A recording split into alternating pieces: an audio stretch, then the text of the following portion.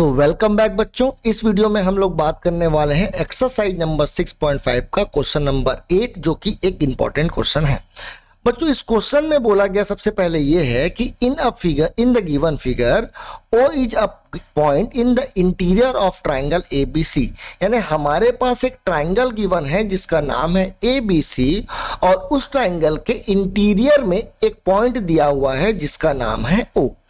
और अब इस O से एक लाइन ड्रॉ किया गया है OD, एक लाइन ड्रॉ किया गया है OE, और एक लाइन ड्रॉ किया गया है OF। OD जो ड्रॉ किया गया है बच्चों, ये जो OD है वो BC के परपेंडिकुलर है। OE जो ड्रॉ किया गया है वो AC के परपेंडिकुलर है, और OF जो ड्रॉ किया गया है वो AB के परपेंडिकुलर है। ये क्वेश्चन में बोला गया है, यानी कि ये 90 डिग्री है, ये भी 90 डिग्री और ये भी 90 डिग्री। अब हमको प्रूफ करने के लिए बोला है OA स्क्वायर। अब OA स्क्वायर चाहिए तो अब सबसे पहले अपन क्या करेंगे, OA को क्या कर देते हैं, ज्वाइन कर देते हैं कुछ इस प्रकार से। अब ये OA ज्वाइन हो गया है। वैसे ही मैं चाहूं तो OB स्क्वायर को भी ज्वाइन कर सकता हूं कुछ इस प्रकार से। मैंने OB स्क्वायर को भी ज्वाइन कर दिया है, और साथ ही साथ OC स्क्वायर को भी हम लोग क्या कर सकते हैं, ज्वाइन कर सकते हैं कुछ इस प्रकार से, क्योंकि हम लोगों को ये प्रूफ में चाहिए था। अब देखिए बच्चों, OA स्क्वायर अगर मेरे को चाहिए तो OA स्क्वायर तो मेरे को ये ट्राइंगल में नजर आ रहा है, और एक इसके बगल वाले ये वाले ट्राइंगल में मेरे को नजर आ रहा है।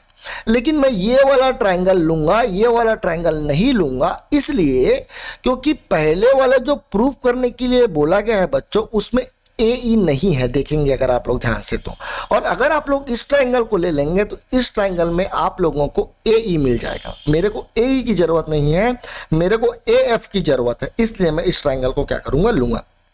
सो इन ट्राइंगल AOF, इस ट्राइंगल को अगर आप लोग ध्यान से देखें तो ये एक ट्राइंगल राइट एंगल ट्राइंगल है, और जहां पर राइट एंगल है उसके अपोजिट में जो साइड है, यानी कि OA का जो स्क्वायर है वो बराबर हो जाएगा AF स्क्वायर के प्लस OF स्क्वायर के। ये कैसे हुआ बच्चों, तो ये आप लोग लिख सकते हैं बाई पाइथागोरस थ्योरम। ठीक है। अब देखिए बच्चों, अब हम लोगों को क्या चाहिए, अब हम लोगों को OB का स्क्वायर चाहिए। OA का स्क्वायर तो हमको मिल गया है। अब OB का स्क्वायर अगर चाहिए बच्चों, तो हमारे पास OB का स्क्वायर के लिए एक ये ट्राइंगल भी है हमारे पास, और एक बगल में देखिए ये ट्राइंगल भी आप लोगों को दिख रहा होगा, जो मैंने अभी शेड नहीं किया है, उसको भी अगर आप लोग लेंगे तो आप लोगों को OB स्क्वायर देखने के लिए मिल जाएगा।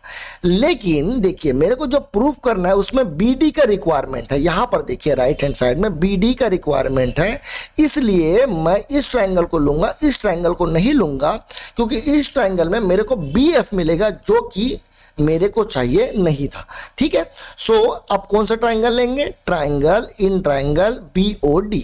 इस ट्राइंगल में अगर मैं पाइथागोरस थ्योरम लगा दूं तो OB का जो स्क्वायर है वो बराबर हो जाएगा किसके, OD का स्क्वायर प्लस BD के स्क्वायर के।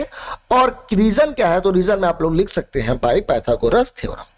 अब देखिए हमारे पास तीसरा क्या बच गया था, OC स्क्वायर। और अगर हमको OC स्क्वायर चाहिए तो अगेन OC स्क्वायर मेरे को इस ट्राइंगल में भी नजर आएगा और ये वाले ट्राइंगल में भी नजर आएगा। और इन दोनों में से कौन सा ट्राइंगल आप लोगों को चॉइस करना है, तो ये डिपेंड करता है इस CE पर। देखिए हमको CE का जरूरत है, तो CE का जरूरत है तो हम लोग ये वाले ट्राइंगल को लेने वाले हैं। कौन सा ट्राइंगल, इन ट्राइंगल COE।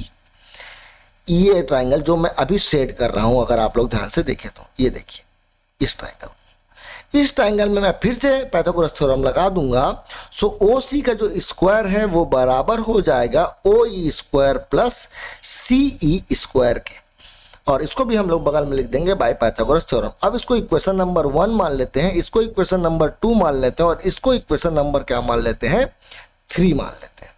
और इन तीनों को अगर मैं ऐड कर दूं बच्चों, तो OA square plus OB square plus OC square जो है वो बराबर हो जाएगा किसके, AF square plus OF square plus OD square